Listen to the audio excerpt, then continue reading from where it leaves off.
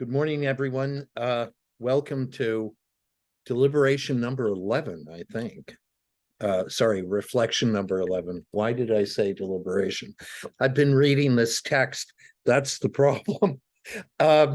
We're on chapter 7, principle 5, encourage learning. This chapter caused me some pause. I have to be honest.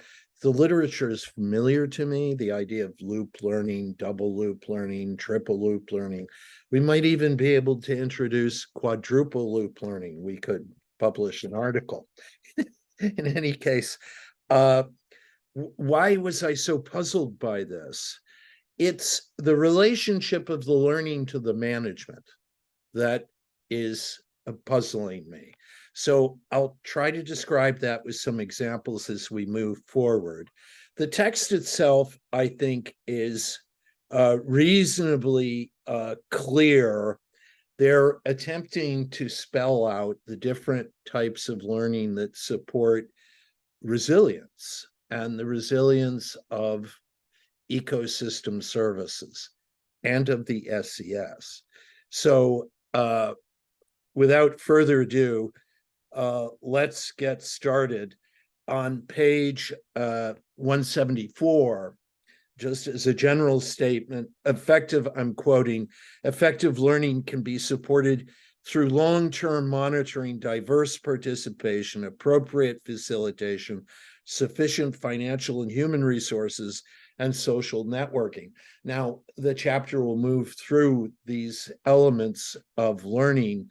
It distinguishes three key approaches to managing an SCS that explicitly aim to support learning, right? This is on 175.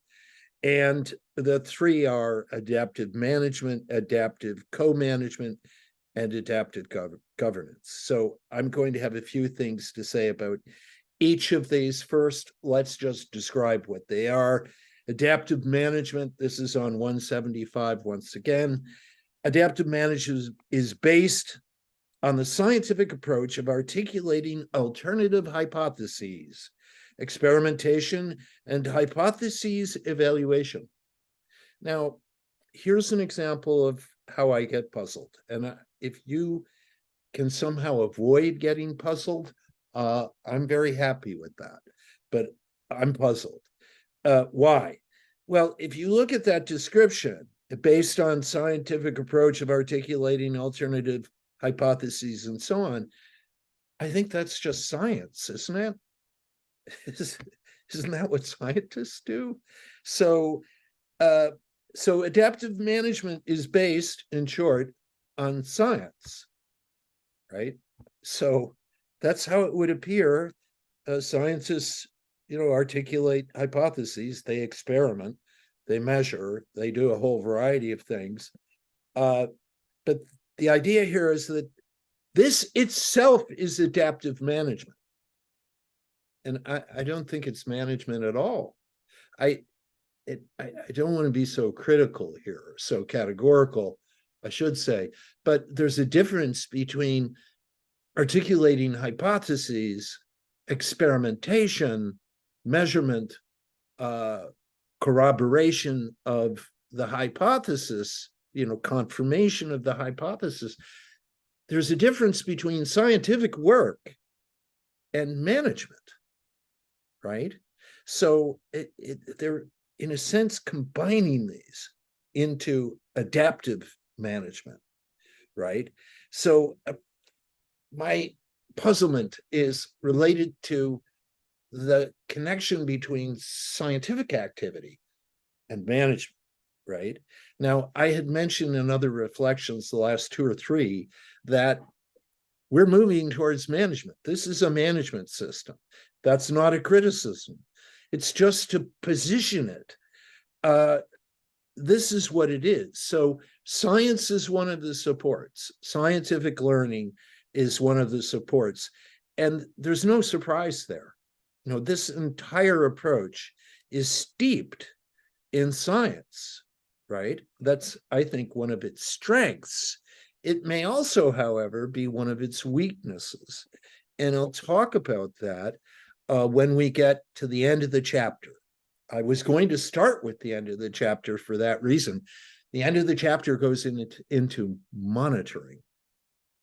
I'll hold that until we get there, because monitoring is related to measurement. Measurement is related to science. So I want to touch on that, but we'll get there. Active adaptive management integrates the testing of these hypotheses into environmental management. That's what I mean. It's almost as if the scientific activity were itself a form of management and also a form of learning. So there is a connection between those concepts. I'm just not certain the text has clarified it. So adaptive management, they also say on 177, is about learning by doing. And yes, not only that, that disguises something. Learning by doing, it's trial and error. And if you know science, if you've ever done it, you know most of it is error, right? You're making mistakes all of the time.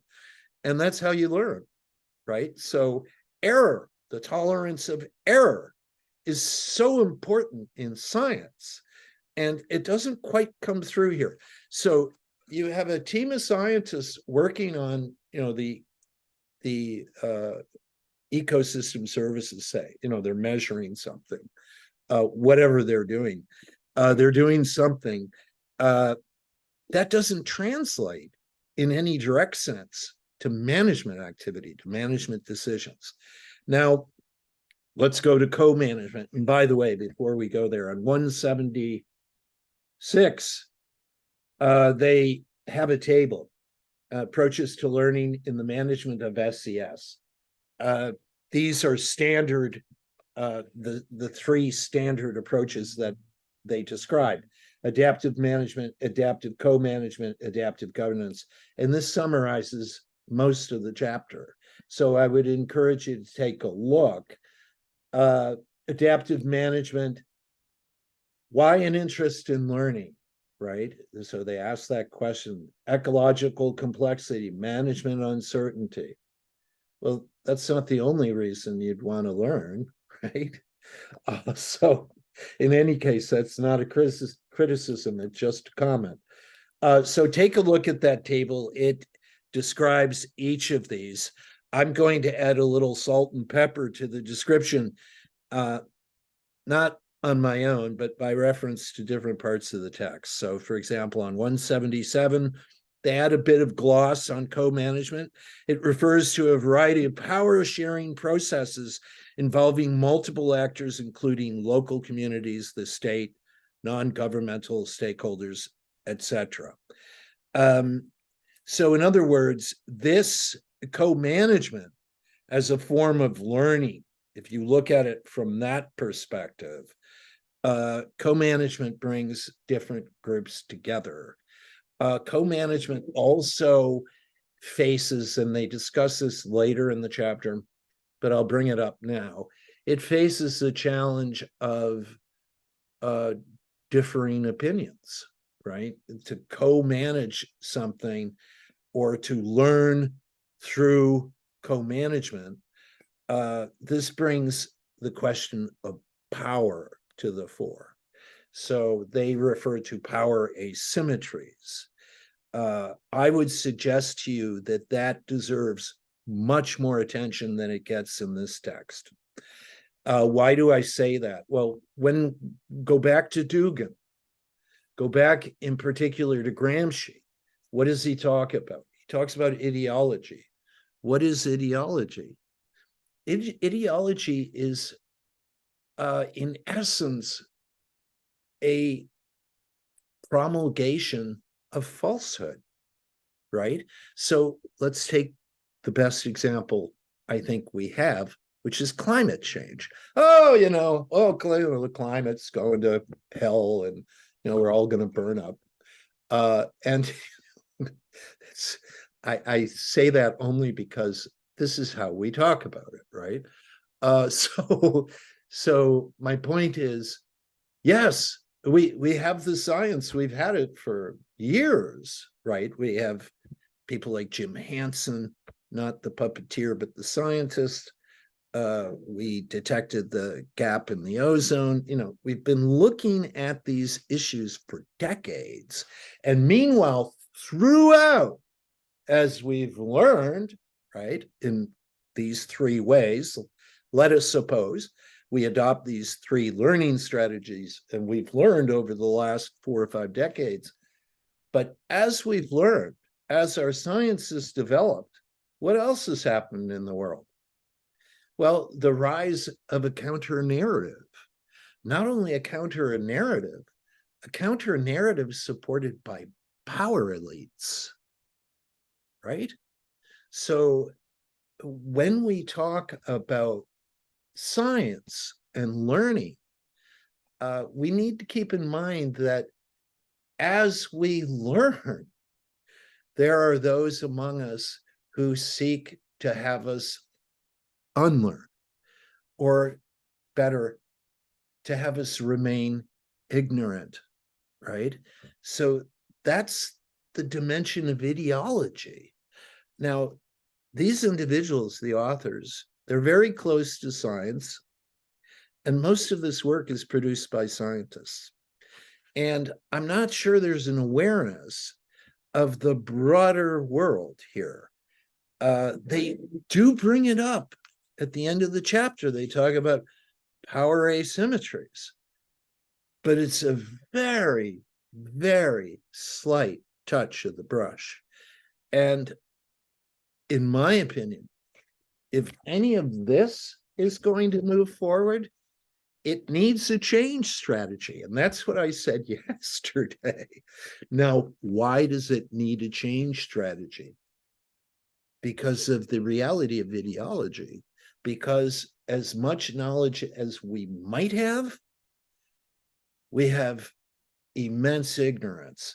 As much of a desire we have to build knowledge, we have an almost equal desire to build ignorance or to preserve it, right? So this is something we should keep in mind. This is about bringing some of the aspects, broader social and political aspects that you find in this book, the Ife book, or even to a degree in Dugan, that is absent here for the most part, from what I can see. So, so let me touch on adaptive governance. I don't understand their definition of it, and that I take that on. That's my problem. But they say adaptive governance is a key focus of learning. As a key focus of learning tends to include knowledge sharing across scales. Now, I'm not quite certain what that means, across scales. Now, they talk about horizontal and vertical scales. So whenever you're working on a project of some kind, you're doing work, you will have to, in most cases, report across horizontally and vertically, and at times vertically downward. So I think that's what they mean, is there are different levels of understanding ecosystem services. There are different ways of approaching them at different scales. So you have the macro scale, you have the micro scale, and you have all sorts of interactions in between. I think that's where they're going, but I'm just trying to be honest with you. I'm not altogether convinced I understand that. So two complementary forms of learning. This is on 178. They mentioned, I should say, first of all, I'll quote it outright. Learning is a multifaceted phenomenon and includes: 1, acquiring information and increasing knowledge; 2, memorizing; 3, acquiring facts, skills, and methods; 4, making sense or abstracting meaning; and 5, interpreting and understanding reality in a different way by reinterpreting knowledge. Fine. I don't think we have to quibble with that. It's just a description, and we can take it as stipulative. I mean, we can just assume it to be true. I don't think it matters. Now, they talk about single loop learning. I'll let you take a look at that. I think you're familiar with it. Are we doing things right, or are we doing the right things? Right? Two different questions, two different focuses for learning. Are we doing the right things tends to be at level A. Are we doing things right? Sorry, is at level A. The higher level is the question, are we doing the right things? That has a reflective dimension. So it's a different kind of question. Triple loop learning, by the way, appears to, I had not seen that term before. It seems to go to an even higher level C, and it will ask about the values and principles that inform level B, right?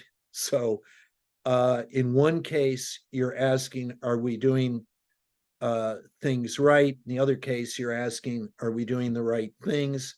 And in the third case, triple loop learning, you're saying, what are the right things, right? So that's how I understand it. So I won't go into double loop, single loop, and triple loop, and I'll avoid quadruple loop. The reason I make fun of it is it's the idea of a loop. I don't think it's a loop. In case, it doesn't matter. The term works. It's a metaphor, right? So I want to go to the back end, if I may. And, I have to say this in passing over the text. One of my principal confusions, and I'm just being honest with you, maybe as your instructor, I should not say this, but I still am puzzled by the property of resilience. It's a property of what? That's what I want to ask. The ecosystem service, well, they say all of the time, yes, it's property of ecosystem services, but it's also a property of the SES. Can it be a property of both? Is the ecosystem service part of the SES? Well, it is, it would appear. So I'm just going to park that. Please consider it as an ongoing question. It's one of the most important questions we can ask about this book. By the way, the point about vertical and horizontal linkages that I just described is on 183. Now, what I wanted to say, I wanted to make a comment about monitoring, because they go on about monitoring at some length on 188 and 189. I'm quoting, effective monitoring requires that monitoring be linked to management problems or decisions. Yes, monitoring is a tool of management, and monitoring often involves some form of measurement. Now, you've all heard the proverb, I'm certain, you cannot manage what you do not measure. And there's truth to that. This is why I keep saying management is about tying things up, nailing them down. Now, I'm exaggerating that somewhat, but that's what management is. It's a form of control. So monitoring is a principal activity of management. Now, so let us accept you cannot manage what you do not measure. My problem with that phrase, and it's thrown out all of the time, is it's often the converse that we hear. And it's often the converse that's recommended. Now, what do I mean? I mean that we have a phrase, the phrase is, you cannot manage what you do not measure. But we often turn that around into, if you can measure it, you can manage it, Or worse, if you measure it, you have managed it. So that measurement's not a tool of management. Measurement becomes management. In effect, to measure is to manage. So what we have, and I think there's all sorts of evidence of this in our organizations. I speak from my background to the federal public service, where we monitor all sorts of things. We'll have 150 indicators in a monitoring framework. We'll have 85 indicators in a monitoring framework, and we'll spend hours and days and all sorts of people time doing measurements under the monitoring system. And everyone will get together and there'll be co-management conversations across the table about what we're monitoring. But at the end of the day, we never use the monitored evidence to manage anything, right? So my point is, we think that if we measure it, it's managed. It's not, right? So you can measure all sorts of things, and the connection to management may be made, it may not be made. There's no guarantee, there's no connection whatsoever between measuring things and managing them. And I would argue this is an informal argument, and I'm not at all convinced I can prove this assertion, but I would argue that most of the monitoring, to take an example, in the federal government, never has any kind of impact on management. So what is it for? You know, if they're not using it to manage, what are they using it for? Show reporting. Most monitoring takes the shape of a report. So what you get is a report out of your monitoring. Do you get management from that? No. No, there's no connection there either. So you monitor, you measure, and then you report. And management may or may not respond, right?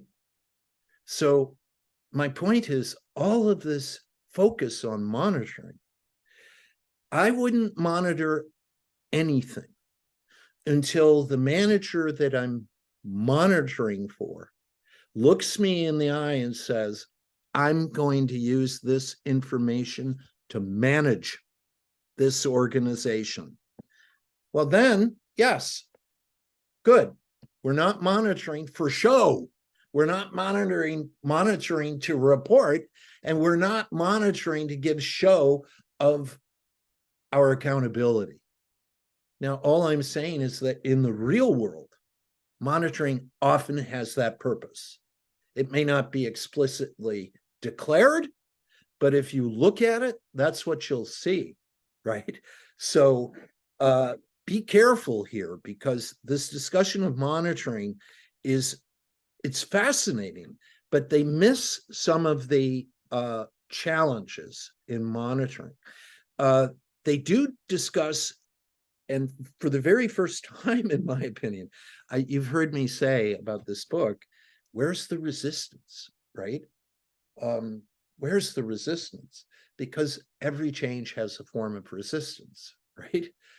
So if that weren't true, think about it, there wouldn't be change, right? It would be like the Newtonian universe, in which, you know, you take a ball and it's in uniform motion and it just keeps going forever, because there's nothing in that universe to cause it to deviate from its path, right? So anyhow, change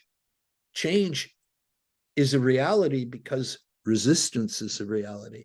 And on page 187, they make an oblique reference to what they call maladaptive decisions maladaptive decisions that are based on a grand narrative that's false. And those grand narratives are all over the place. Again, we can't understand this, in my opinion, without going, for example, to someone like Gramsci and ideology, because one of the things we have to address, if all of this is going to work, one of the things we have to address has nothing to do with science. It's all about combating the mendacity of those who seek to frustrate our efforts to manage climate change. And we can name them. We know who they are, right? Take, for example, the large oil companies. We know where they are, and we know why they're there, right? They're playing their game according to their rules. But under their rules, we shouldn't really concern ourselves with climate change. It's, it's either a Chinese hoax or, it's some absurd creation from some scientist sitting somewhere in an office, what have you. These are examples of what happens in our world. One thing missing from this text is a political dimension. You can't see this until you open the door of politics. Yeah, okay, we're going to manage ecosystem services, jump on board, join the parade. Well, sure, join the parade and see how far you go. Because as soon as you walk out the door, people are going to be throwing rotten fruit at you, right? The other side, right? There is an ideology on the other side that says, no, we don't have to bother with this. And it's very influential. And the reasons for that should be obvious. Climate change is a threat to us. We're frightened of it. So it's very easy for ideologists to play on our fears. And they've been doing it for quite some time. Oh, you want a job? A good paying job? Well, then don't follow this climate science business. Wow, you'll never get anywhere. So a final point, how can the principle of learning be operationalized and applied? Take a look at that. I don't think there are any surprises. To be honest with you, I don't think there are any surprises anywhere in here. If you know Edgar Schein and a few other, management scholars, they talk a lot about single loop and double loop learning. It's a bit old hat. I think it's useful. It's a useful set of concepts still, but it should be familiar to you. Let me leave it that way. Now, I wanted to say one last thing about. I made the point about monitoring and reporting. By the way, let me say this. I've been counting the bibliographies at the end of the chapters. The last chapter had 80 citations. So, and if you look at them, most of them are not in this chapter. Well, in this chapter as well, now that I look at it, most of them are rooted in science. Not in sociology, politics, psychology, what have you. Most of this is rooted in ecological science, or what they call sustainability science. Now, I wanted to say one last thing.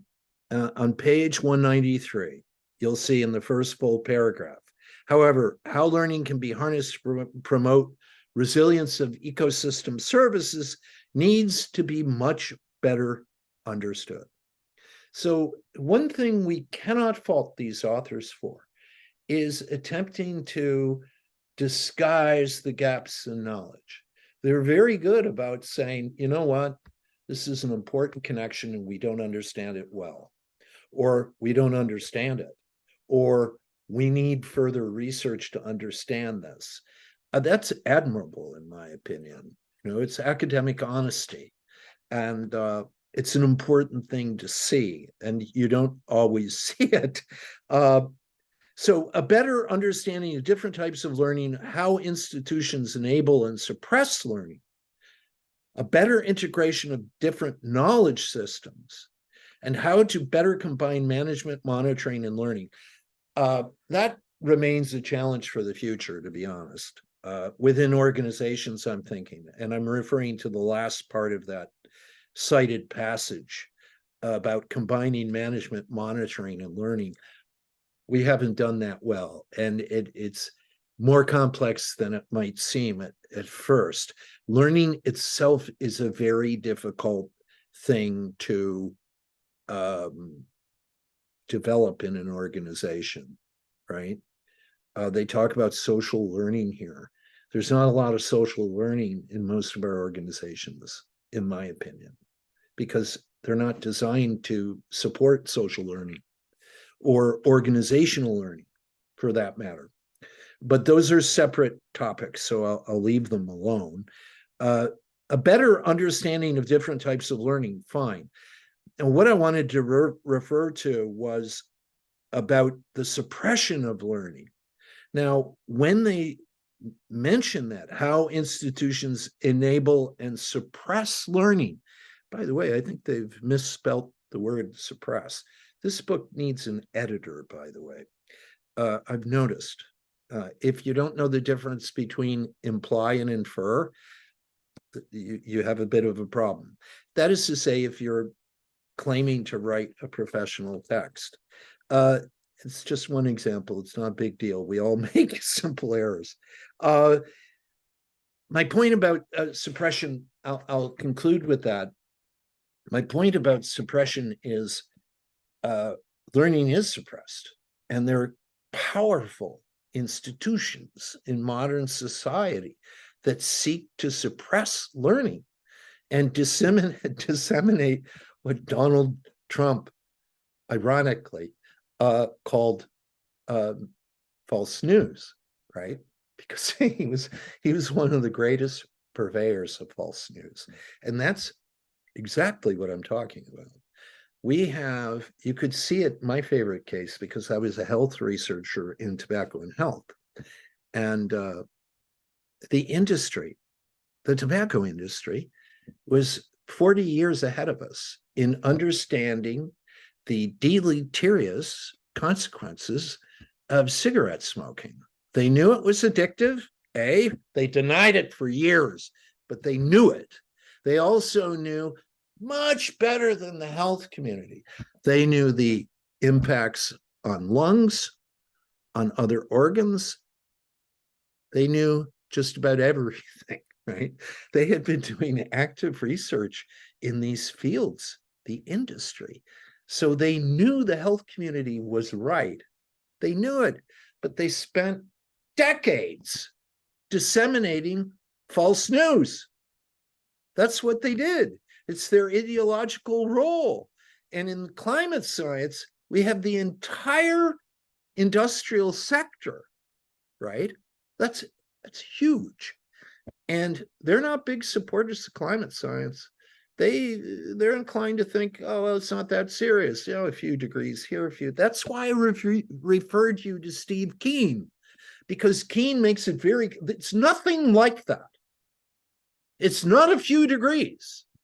Or if it is, it's a few degrees that have enormous consequences for human civilization, for human communities, right?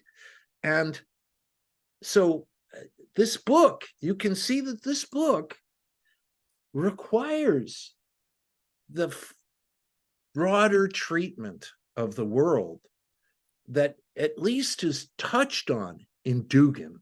It at least is referred to. So what I would say is this text, again, its key challenge will be a political one. And there's very little in here about politics, right? And I'm not talking about party politics. I'm talking about how people with diverse views come together and decide on a future that addresses the challenges that we have in such a way that we can act together, right? So that we're not acting in separate ways down separate roads to separate ends, because that could just produce a problem that's much worse, right? So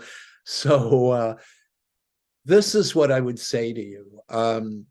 This kind of text is it's very useful. It's a very important angle on ecosystems and ecology, but it's not complete, and they don't claim it is. So I don't want to be taken to be criticizing them here. They can only do so much with their own scope. But I think we can see outside that scope how something like ideology becomes a huge barrier to this. And if this is going to work, it needs some means of addressing the dominant ideologies in our society. Otherwise, we will be trapped and we will stall. So that's by way of conclusion. I'm sorry if this reflection was a little scattered. I didn't find a lot in this chapter, to be honest. So I'll let it go at that. I hope everything is well. If you have any questions or comments, let me know. I'm going to I'm going to put up an invitation to the Zoom session on Thursday so we can chat.